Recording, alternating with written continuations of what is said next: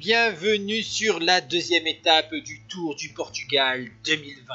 Départ à Paredes, arrivée au sommet, au Alto da Senhora da Graça, 167 km, une première moitié d'étape assez plate, et ensuite on va enchaîner les difficultés. Et donc à partir de l'ascension de Barreiro, 9,8 km à 6,5%, avec notamment sa descente de 20 km, et sur les derniers pourcentages, un groupe de 5 coureurs s'est constitué à l'avant de la course avec plus d'une minute d'avance sur le peloton.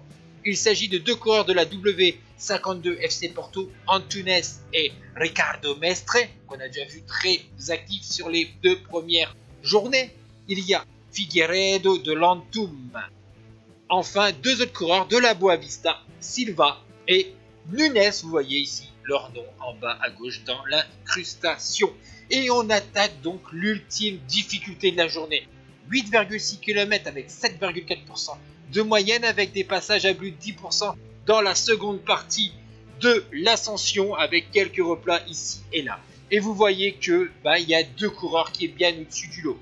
Il y a donc Figueiredo, vainqueur du Grand Prix Torres Verdas de l'Atum Général, et Amaro Antunes, 29 ans, ancien coureur de la CCC, qui a couru donc en 2017 pour la W52 FC Porto et qui est revenu cette saison au sein de l'équipe portugaise 10e du Tour d'Algarve. Derrière, des contres s'est constitué avec Joao Benta de la Boavista, 7e en 2017, qui va bien sûr dépasser les autres membres de l'échappée de tout à l'heure, et aussi le jeune britannique de 22 ans de l'équipe Nippo Delco Provence One, Simon Kerr, 8e de l'Arctic Race en 2019 et 10e du Tour Savoie-Mont-Blanc aussi en cette année 2019. C'est un bon grimpeur anglais, tandis que vous voyez que la formation des autres coureurs tente de s'échapper, et vous voyez ce duo avec donc le coureur de la Boavista Bento et Simon Kerr, donc le jeune britannique avec le dossard 37.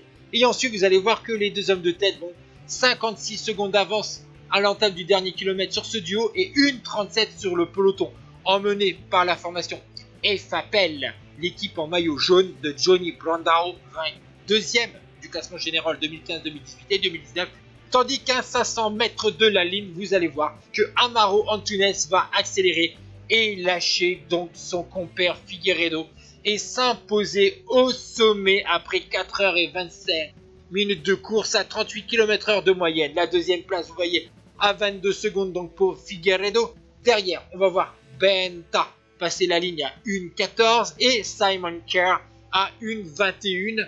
Et derrière, voici le maillot jaune Gustavo Veloso qui arrive à prendre une place d'honneur à 1,45. Mais il perd son maillot jaune au profit donc d'Amaro Antunes. Voici donc le top 10 de cette étape très importante pour le classement général. Et le classement général avec Antunes 13 secondes devant Figueiredo. Simon Kerr est 10e. Ciao tout le monde.